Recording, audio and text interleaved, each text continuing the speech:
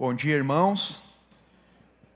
Antes de entrar na palavra, o Senhor pôs um cântico no meu coração que eu queria pedir para os irmãos que ministrassem, que expressa o anseio do meu coração, e eu creio que dos irmãos também, de andarmos na vontade do Senhor.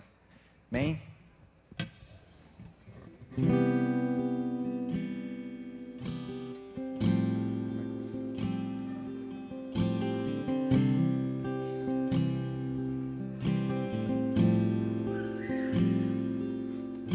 Senhor, eu quero estar atento para ouvir o que estás falando à tua igreja. Tudo que tens para dizer, sim, eu quero obedecer. Quero ser fiel no ouvir e no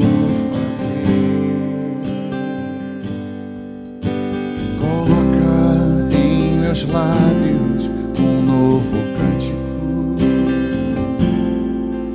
pra no meio do teu povo eu entoar, para edificar, para consolar. Me ensina a me expressar o teu falar.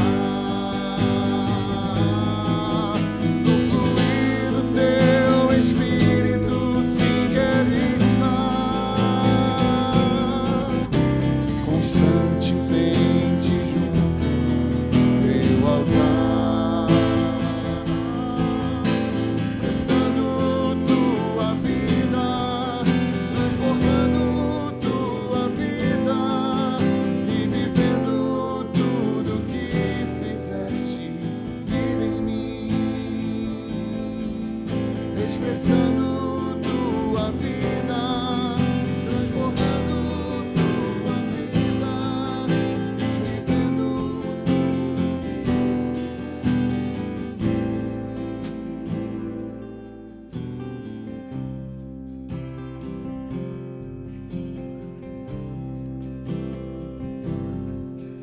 Senhor, eu quero estar atento para ouvir o que estás falando à tua igreja. Tudo que tens para dizer, diz eu quero obedecer. Quero ser fiel e não fazer. Colocar em meus lábios um novo cântico, pra no meio do teu povo eu entoar, para edificar, para consolar. Ensina-me a expressar o teu falar.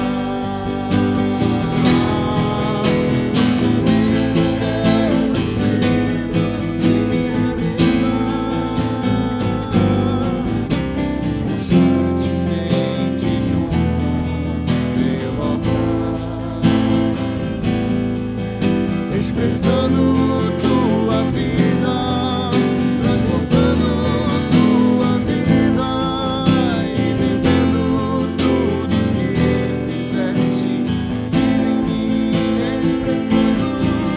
expressando tua vida, transbordando tua vida e vivendo tudo que fizeste vir em mim, e vivendo tudo que fizeste vir em mim.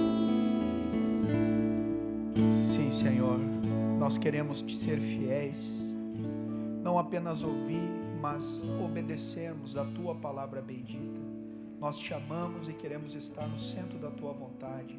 Por isso abrimos o nosso coração para o teu ministrar, para que possamos ser santificados na verdade que é a tua palavra, Senhor, em nome de Jesus. Amém.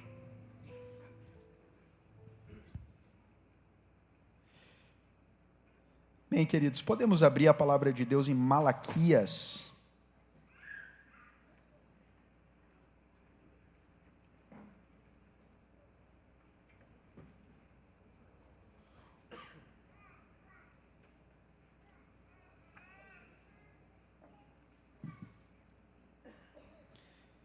Esse é o último livro do Antigo Testamento. E há um contexto por trás de Malaquias, que eu queria, a título de introdução, meditar junto com os irmãos para colocar esse pano de fundo nessa palavra. Nesse contexto, já haviam se passado cerca de 100 anos do retorno do exílio da Babilônia, já haviam o povo de Israel reconstruído o templo, os muros, mas a situação não era boa. Havia escassez de alimentos, a terra estava árida, a colheita era pobre, a vida ela era dura e precária. As pessoas estavam decepcionadas, desiludidas e até desesperadas, se perguntando se havia valido a pena. Passaram-se 100 anos e cadê o cumprimento da profecia de Ageu, de Zacarias? Um sentimento parecido com o que vemos lá em 2 Pedro 3, 4, quando fala a respeito do sentimento que haveria no final dos tempos. Onde é que está a volta do Senhor? Parece que as coisas não mudaram. Tudo isso levou eles a se tornarem resignados, complacentes e conformados. Esta depressão produziu um efeito devastador. No exílio, eles aprenderam a lição quanto à idolatria. Nunca mais eles buscaram outros deuses ou mudaram a sua religião, mas as coisas de Deus haviam se tornado uma formalidade, um mecanicismo. Eles iam ao templo, mas devido à tradição, era um ritual sem realidade, havia deixado de ser uma prioridade. A questão agora era, qual seria o tempo mínimo para as atividades de Deus? Qual seria a oferta mínima a apresentar sem sofrer as consequências? E qual seria a menor moeda que poderiam colocar na coleta do templo? Uma gorjeta, não uma oferta. Haviam perdido a percepção de quanto mais investimos na fé, mais extraímos dela. E quanto menos nos dedicamos à devoção, menos somos beneficiados. Os sacerdotes haviam se tornado profissionais da religião, queriam fazer a sua parte, serem remunerados, ponto final. Estavam negligenciando a palavra de Deus, ensinando o que o povo queria ouvir e não o que eles precisavam ouvir, como se Deus se contentasse com qualquer coisa. Não ofereciam mais o melhor que tinham. E esta conduta em relação a Deus afetava a vida deles como um todo. O texto em Malaquias, ele é escrito em prosa e não em poesia, o que é um mau sinal, porque já não havia afeto, não expressava sentimento. Diferente de Gênesis, que estava em poesia, mostrando a alegria de Deus na sua criação. E dentro desse contexto, nós vamos ver uma audiência de Deus com o povo. Ao lermos Malaquias, nós vamos ver algumas sentenças que continuam, eu creio, ecoando ainda nos nossos dias. E a primeira sentença de Deus, lá em Malaquias, para o seu povo, é com relação à indiferença ao amor. E nós podemos ali ler no versículo 1 e 2, diz assim: sentença pronunciada pelo Senhor contra Israel por intermédio de Malaquias. Eu vos tenho amado, diz o Senhor, mas vós dizeis, em que nos tem amado?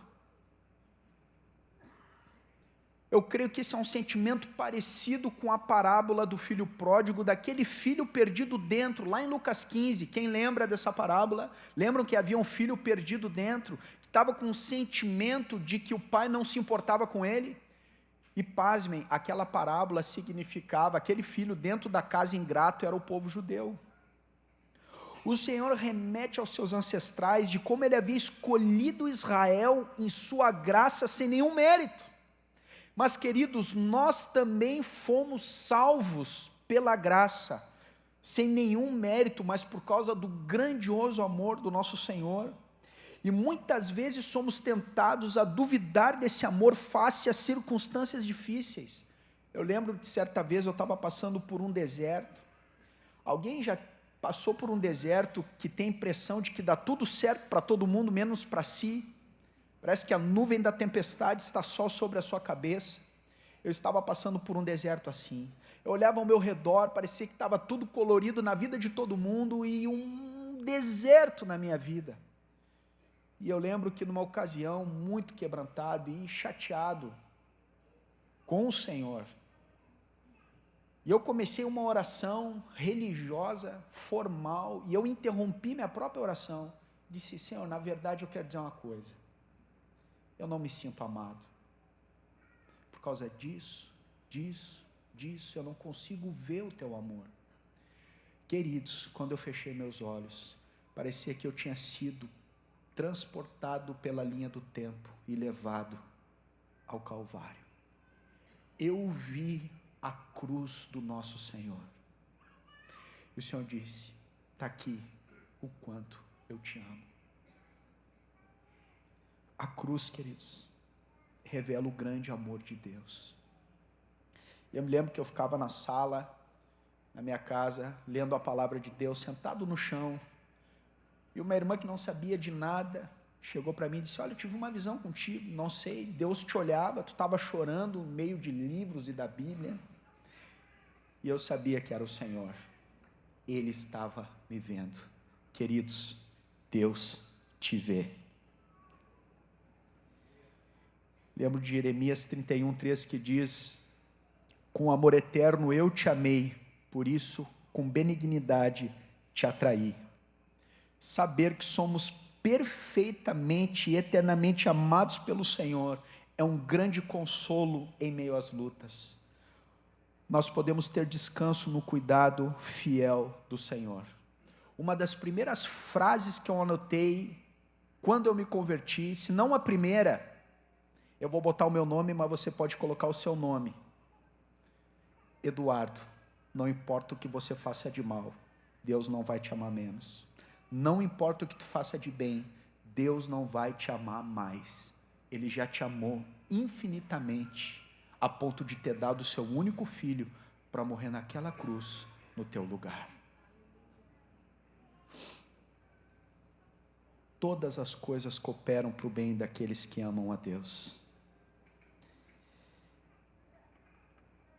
A palavra diz que dificilmente alguém morreria por um justo, pois poderá ser que por um bom alguém se anime a morrer, mas Deus prova o seu próprio amor para conosco, pelo fato de ter Cristo morrido por nós, sendo nós ainda pecadores. Lembro de um louvor, que foi o louvor que a minha esposa entrou no dia do casamento, e diz assim: o grande amor.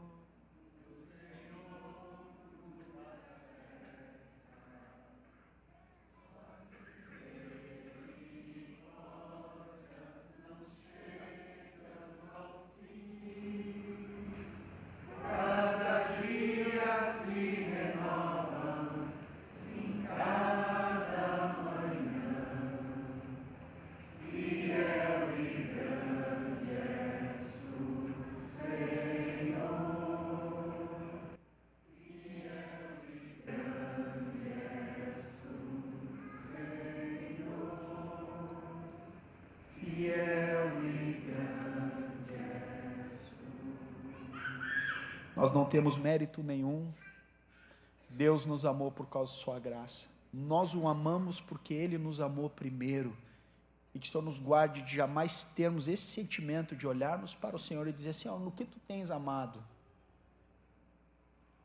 Meus irmãos, são muitas bondades de Deus sobre a nossa vida, possamos reconhecer a bondade de Deus sobre nós, amém, amados? Assim como o amor de Deus nos atrai, o temor nos mantém nesse amor. E a segunda sentença do Senhor com o povo é em relação ao sacrifício. E nós podemos ler ali, no versículo 6 em diante, diz assim: o filho honra o pai, o servo o seu senhor. Se eu sou pai, onde está a minha honra? E se eu sou o Senhor, onde está o respeito para comigo? Diz o Senhor dos exércitos a vós outros, ó sacerdotes, que desprezais o meu nome. Vós dizeis: em que desprezamos nós o teu nome? Ofereceis sobre o meu altar pão imundo, e ainda perguntais: em que te havemos profanado? Nisto que pensais, a mesa do Senhor é desprezível. Quando trazeis animal cego para o sacrifício, não é isso mal? E quando trazeis o coxo ou enfermo, não é isso mal? Ora, apresenta ao teu governador, acaso terá ele agrado em ti, e te será favorável? Diz o Senhor dos exércitos. Agora, pois, suplicai o favor de Deus, que nos conceda a sua graça, mas com tais ofertas nas mãos, aceitará ele a vossa pessoa? Diz o Senhor dos exércitos. Tomara houvesse entre vós quem feche as portas, para que não acendesseis de balde o fogo no meu altar. Eu não tenho prazer em vós, o Senhor dos exércitos, nem aceitarei da vossa mão a oferta, mas desde o nascente do sol até o poente, é grande entre as nações o meu nome, e em todo lugar lhe é queimado incenso e trazido ofertas puras, porque o meu nome é grande entre as nações, diz o Senhor dos exércitos. Mas vós o profanais quando dizeis: a mesa do Senhor é imunda e o que nela se oferece, isto é, sua comida é desprezível. E dizeis ainda: que canseira, e me desprezais o Senhor dos exércitos. Vós ofereceis o dilacerado, o coxo, o enfermo, assim fazeis a oferta. Aceitaria eu isso da vossa mão, diz o Senhor? Pois maldito seja o enganador que, tendo um animal sadio no seu rebanho, promete e oferece ao Senhor um defeituoso. Porque eu sou o grande rei, diz o Senhor dos exércitos. O meu nome é terrível entre as nações. A primeira questão grave aqui é o desprezo à mesa do Senhor. A lei determinava que eles oferecessem o melhor, e eles ofereciam o pior: pão imundo, animal cego, coxo, enfermo. O animal que eles queriam se livrar, está sobrando isso aqui, vamos dar para Deus. O Senhor faz uma pergunta retórica no versículo 8. Se vocês oferecessem esses animais ao governador, ele seria favorável? É óbvio que não. Qualquer coisa menos que o melhor é desonra a Deus. Eles tinham o melhor, mas eles não queriam oferecer ao Senhor. O Senhor disse que não tinha prazer neles, porque o Senhor se agrada primeiro de nós, depois daquilo que nós oferecemos. Lembram de Caim e Abel? Se agradou o Senhor de Abel e de sua oferta, ao passo que de Caim e de sua oferta não se agradou o Senhor. O Senhor se agrada, queridos, primeiro de nós. Mas hoje, irmãos, o que é desprezar a mesa do Senhor? Quando nós vamos para o Novo Testamento, nós vemos uma expressão tanto em Coríntios 10 quanto no capítulo 11, que a mesa do Senhor aponta para a ceia, que nos fala do sacrifício perfeito do nosso Senhor. E a mesa do Senhor é a mesa da comunhão. O Senhor partiu o pão para que nós fôssemos um pão, um corpo e uma só família.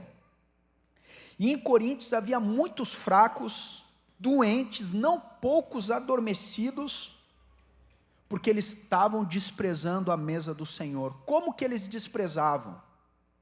Havia divisão. Irmãos, quando nos dividimos, nós estamos desprezando a mesa do Senhor. Nós não podemos deixar, amados, que o nosso coração esteja dividido com os nossos irmãos. O Senhor não quer apenas que estejamos juntos de corpo presente, mas unidos de coração. Quando lemos João 17, que fala da oração sacerdotal do nosso Senhor, um dos clamores mais fortes do coração do Senhor é que nós fôssemos um. Como está a nossa disposição de andarmos juntos? Esses tempos, uma irmã que eu não estava vendo fazia um tempo, eu e minha esposa conversamos com ela, dissemos: o que tem acontecido? Fomos perguntando, e ela abriu o coração e começou a dizer boas desculpas para não estar junto. Mas o Espírito Santo nos levou a ir além. E ela disse, eu não tenho conseguido estar junto por causa disso, e todas as coisas que ela disse estavam ok, eram prioridades de fato, mas eu falei uma coisa para ela, mas irmã, que o teu coração esteja junto.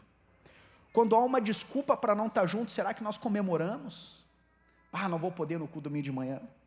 Beleza. Outra coisa é quando nós não podemos estar juntos, mas o nosso coração está lá, como eu desejaria estar com os meus irmãos, porque isso agrada ao Senhor. Como está o nosso coração, amados? Que o Senhor nos guarde. E aqueles sacerdotes ainda diziam, que canseira. Muitas vezes também somos tentados a ter esse sentimento, que canseira. Se é para ir numa vigília, reunião de oração, proclamação, mas quando vai jogar o time do futebol, é aquela empolgação, né? Onde está o nosso coração? O Senhor tenha misericórdia de nós, amados, e nos livre de desprezarmos a mesa do Senhor. A consequência lá do desprezo à mesa do Senhor foi grave. A nossa não é menos grave, porque o Senhor fala que tem consequências espirituais. Haviam doentes, adormecidos, havia uma aridez espiritual.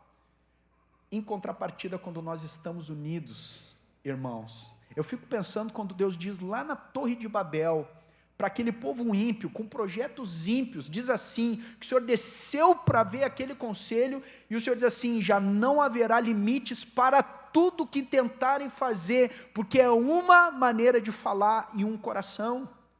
E o Senhor, como o Senhor enfraqueceu aquele conselho? Confusão, divisão, comunicação. Se aquele povo ímpio unido não haveria limites para tudo que tentassem fazer, imagina o povo de Deus, no propósito de Deus, unido em amor, amados, não haverá limites para tudo aquilo que Deus pode fazer quando nós somos um, amém? E o Senhor diz lá, mas desde o nascente do sol até o poente, é grande entre as nações o meu nome, em todo lugar lhe é queimado incenso e trazido ofertas puras, porque o meu nome é grande entre as nações, diz o Senhor dos Exércitos. Irmãos, o Senhor não ficará sem receber glória, Ele é e será eternamente glorificado. O Senhor nos concede a graça e a misericórdia de o louvarmos. E quando desprezamos a mesa do Senhor, nós é que estamos perdendo o privilégio de honrá-lo. Não tem alegria maior do que louvarmos e agradarmos ao Senhor. E a terceira sentença, queridos, é sobre a infidelidade na instrução. Instrução ali no original é Torá, era a palavra de Deus. E diz assim, porque os lábios do sacerdote, no capítulo 2, de 7 a 9, diz assim, porque os lábios do sacerdote devem guardar o conhecimento e da sua boca devem os homens procurar a instrução, porque ele é mensageiro do Senhor dos Exércitos. Mas vós vos tendes desviado do caminho e por vossa instrução tendes feito tropeçar a muitos. Violastes a aliança de Levi, diz o Senhor dos Exércitos. Por isso também eu vos fiz desprezíveis e indignos diante de todo o povo, visto que não guardastes os meus caminhos e vos mostrastes parciais no aplicardes a lei. O dever do sacerdote era ser fiel ao Senhor na sua vida e na sua pregação. No entanto, eles estavam se desviando do caminho e desviando a outros. Estavam sendo parciais no aplicar a lei. Estavam falando o que o povo queria ouvir e não o que eles precisavam ouvir. Eram profissionais da religião. Amados, alguma semelhança com os nossos dias? Paulo diz, graças porém a Deus que em Cristo sempre nos conduz em triunfo e por meio de nós manifesta em todo lugar a fragrância do seu conhecimento. Lembra porque diz ali que dos lábios do sacerdote devem os homens buscar o conhecimento? Paulo está dizendo que ele exala essa fragrância do conhecimento de Cristo, porque nós somos para com Deus o bom perfume de Cristo, tanto nos que são salvos como nos que se perdem, para com estes cheiros de morte para a morte, para com aqueles aroma de vida para a vida. Quem, porém, é suficiente para estas coisas? Porque nós não estamos como tantos outros mercadejando a palavra de Deus. Antes, em Cristo é que falamos na presença de Deus, com sinceridade da parte do próprio Deus. E em 1 Coríntios 4,2 diz: assim, pois, importa que os homens nos consideres como ministro de Cristo e dispenseiros dos mistérios de Deus. Ora, além disso, o que se requer dos dispenseiros é que cada um deles seja encontrado fiel. O Senhor quer que sejamos fiéis, queridos, no falar a sua palavra, ainda que isso, e cada vez mais, confronte os valores e princípios do mundo, que cada vez se levantam mais contra os princípios de Deus, mas nós somos chamados não para sermos aceitos pelos homens, mas para sermos fiéis a Deus. E muitas vezes, no sermos fiéis a Deus, nós vamos ser desprezados, perseguidos, mas o que nos importa não é a aceitação dos homens, amados, é a glória de Deus. Amém? A quarta sentença é contra a infidelidade conjugal. Em Malaquias 2, 13 e 14 diz assim: ainda fazeis isto, cobris o altar do Senhor de lágrimas, de choro e de gemidos, de sorte que ele já não olha para a oferta, nem aceita com prazer da vossa mão, e perguntais por quê? Porque o Senhor foi testemunha da aliança entre ti e a mulher da tua mocidade, com a qual tu fostes desleal, sendo ela tua companheira e a mulher da tua aliança. Os homens daquela época estavam abandonando as suas esposas e casando com outras mulheres. E a situação era grave, porque Jerusalém estava se enchendo de viúvas, e naquela época não se tinha um apoio de governo, nenhum apoio, elas ficavam totalmente desamparadas. E ainda casavam com mulheres de outros povos, que serviam a outros deuses. E ainda, queridos, que fossem solteiros, a questão do jugo desigual permanece na nova aliança. Como um irmão certa vez disse para os solteiros: não case com o filho do diabo, senão tu vai ter problema com teu sogro. Que comunhão há entre luz e trevas? Nenhuma, amados. Nós temos que levar a sério isso. Deus criou o casamento e ele é indissolúvel. E ainda que nós venhamos a derramar a nossa alma a Deus em lágrimas, se estamos repudiando nossas esposas em nosso coração, falhando em nosso sacerdócio com elas, não há valor algum diante do Senhor. Eles choravam, se quebrantavam, mas abandonavam suas esposas. Às vezes o casal pode não se separar fisicamente, mas no coração se repudiam. E isso, amados, é gravíssimo. Deus quer restaurar os matrimônios. Ele não quer que venhamos a continuar as atividades religiosas se as nossas esposas estão adoecidas e o relacionamento no lar está ferido. Amados, que a nossa casa possa ser uma expressão de Deus, uma expressão do céu, para que mesmo aquele que está mais arraigado nas trevas, ao olhar para a nossa família, possa ver a luz do amor de Cristo, nas palavras, nas ações, nas reações, mas sobretudo, num matrimônio fiel. Poucas vezes aparece na Bíblia algo que Deus odeia, mas eu creio, amados, e ali ele diz que ele odeia o repúdio, mas eu creio que na proporção ou mais de que Deus odeia o repúdio, ele ama quando há casamentos unidos, e o diabo vai se levantar contra a nossa família, e nós temos que estar atento a isso, amém, amados? Grande é esse mistério, diz Paulo, mas eu me refiro a Cristo e à igreja.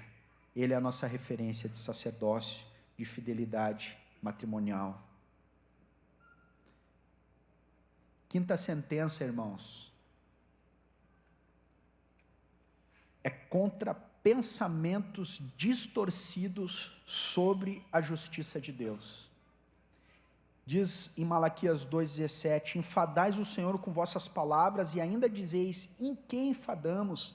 Nisto que pensais. Qualquer que faça o mal passa por bom aos olhos do Senhor, e desses é que ele se agrada. Ou, onde está o Deus do juízo? Queridos, seria necessário muito tempo para discorrer sobre a batalha da mente. O diabo, nosso adversário, todo o tempo lança dardos inflamados, que eram aquelas flechas com fogo na ponta, que eram lançadas para incendiar cidades.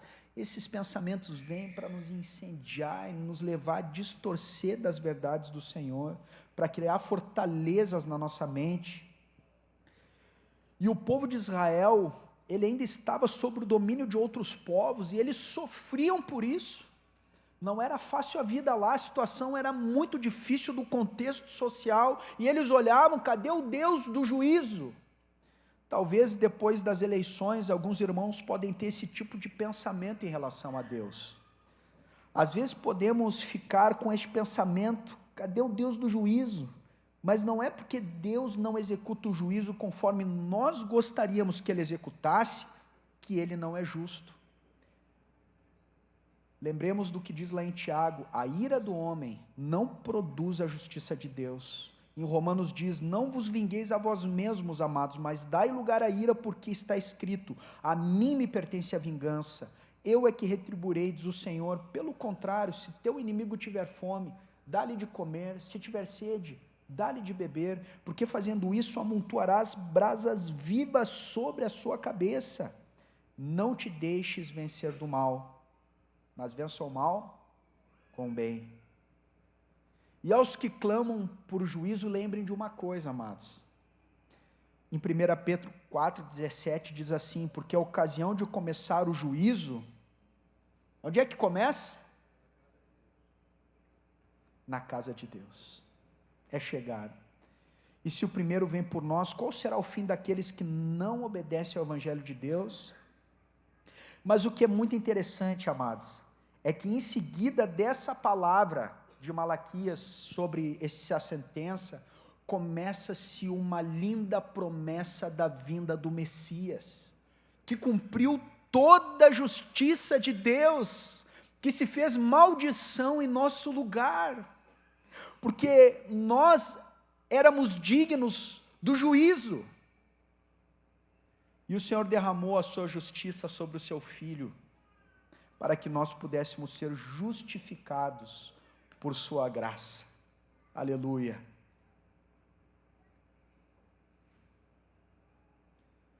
A sexta sentença, queridos, é sobre a infidelidade nos dízimos e nas ofertas. Mas eu queria chamar atenção para como começa essa parte. Está lá em Malaquias 3, de 6 a 12.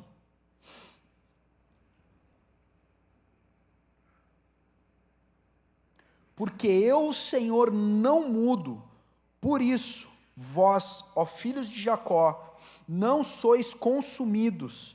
Desde os dias de vossos pais os desviastes dos meus estatutos e não os guardastes. Tornai-vos para mim, e eu me tornarei para vós outros, diz o Senhor dos exércitos. Mas vós dizeis: em que havemos de tornar? Roubará um homem a Deus? Todavia vós me roubais e dizeis: em que te roubamos? Nos dízimos e nas ofertas. Com maldição sois amaldiçoados, porque a mim me roubais, vós, a nação toda.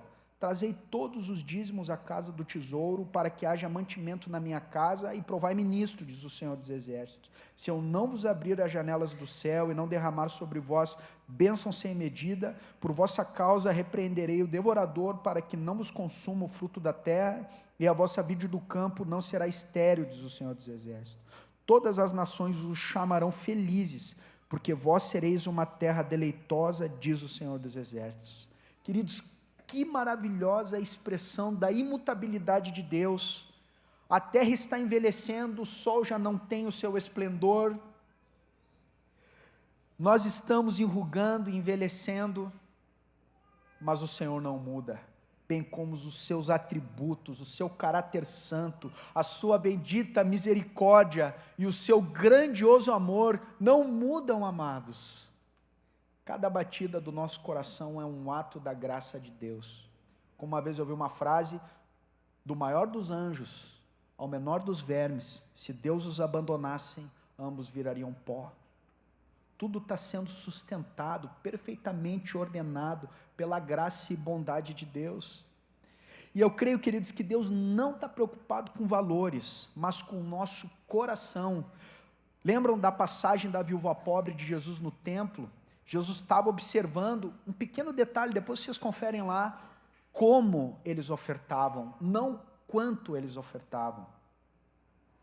Mesmo para os que são fiéis, que têm todos os meses trazido seus dízimos e oferta, nós temos que guardar o nosso coração para que a gente nunca perca a alegria de dar, porque Deus ama quem dá com alegria. Se todos os meses damos com pesar no coração, o Senhor se agradará disso? A nossa alegria consiste de devolvermos ao Senhor o que reconhecemos que recebemos dEle, e não por buscarmos algo em troca. Amém? Estou indo para o final, queridos, me aguentem e suportem mais um pouco, mas tem uma sentença aqui, que está lá em Malaquias 3, 13, até o 4:2, eu vou ler essa parte aqui, Malaquias 3, 13, diz assim: as vossas palavras foram duras para mim, diz o Senhor, mas vós dizeis, que temos falado contra ti? Vós dizeis, inútil é servir a Deus, que nos aproveitou termos cuidado em guardar os seus preceitos e andar de luto diante do Senhor dos Exércitos? Ora, pois nós reputamos por felizes os soberbos, também os que cometem impiedade prosperam, sim, eles tentam ao Senhor e escapam.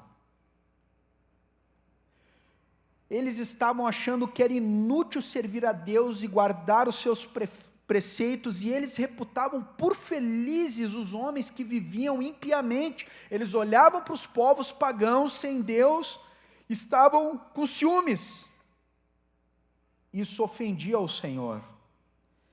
E às vezes nós podemos esconder um sentimento parecido, ofendendo ao Senhor, ao olharmos para o mundo que está perecendo e sermos tentados a pôr o nosso coração, a nossa admiração, energia, tempo nas coisas passageiras dessa vida e irmos diminuindo o nosso serviço ao Senhor. Muito cuidado, queridos. Olha o que diz na sequência. Olha o que o Senhor nos fala. No versículo 16. Então os que temiam ao Senhor falavam uns aos outros. O Senhor atentava e ouvia. Havia um memorial escrito diante dele para os que temem ao Senhor e para os que se lembram do seu nome. Eles serão para mim particular tesouro naquele dia que preparei, diz o Senhor dos Exércitos. Poupa-los-ei como um homem poupa seu filho que o serve. Então vereis outra vez a diferença entre o justo e o perverso, entre o que serve a Deus e o que não serve, pois eis que vem o dia e arde como fornalha. Todos os soberbos e todos os que cometem perversidade serão como restolho. O dia que vem os abrasará, diz o Senhor dos Exércitos, de sorte que não lhes deixará nem raiz nem ramo. Mas para vós outros que temeis o meu nome, nascerá o sol da justiça, trazendo salvação em suas asas. Saireis e saltareis como bezerros soltos na estrebaria. Ao memorial, amados, diante do Senhor, para aqueles que o temem, o Senhor atentava para eles. E há uma promessa bendita sobre esses que perseveram em seguir ao Senhor. A palavra diz: se a nossa esperança em Cristo se resume apenas a esta vida, somos os mais infelizes dentre os homens. Eis que o dia vem e arde como fornalha. Amados, a nossa esperança e a nossa vida não é neste mundo.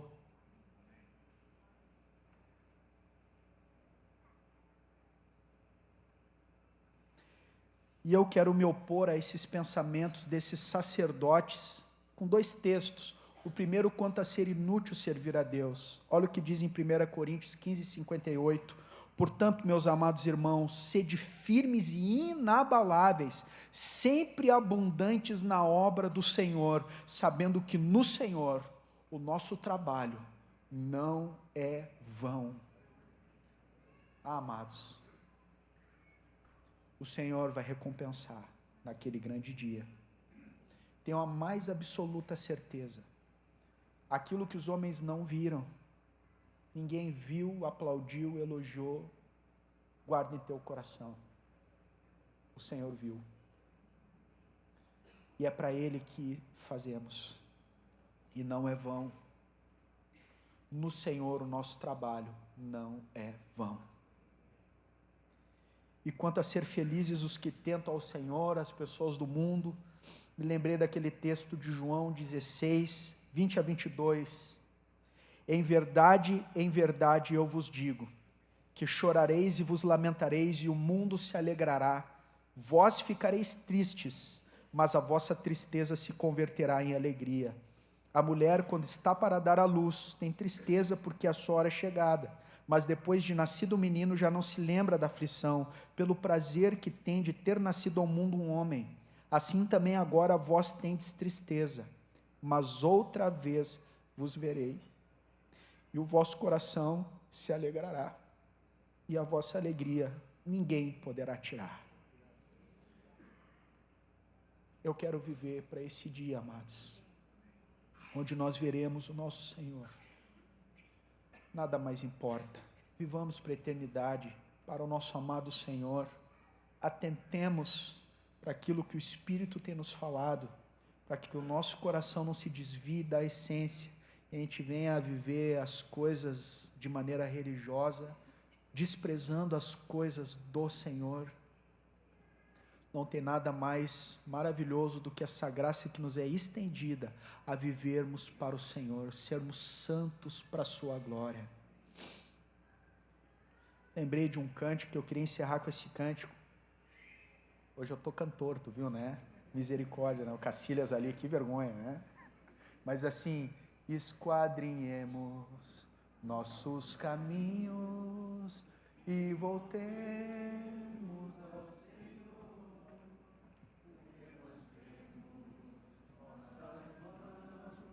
ao Senhor. Vamos colocar de pé. Levantemos nossas mãos ao Senhor e voltemos a Jeová nosso Deus.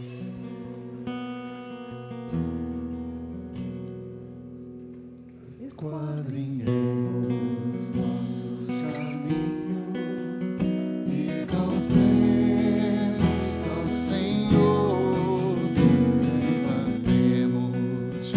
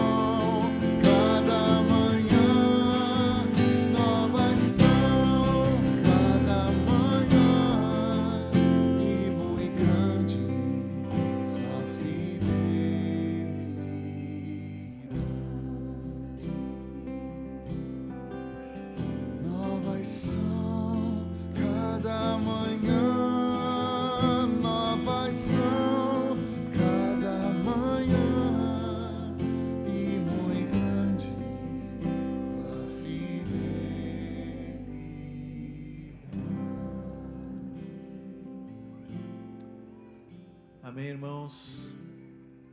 Antes do Eduardo falar aqui, nós oramos e dissemos: o Senhor transformar a nossa vida.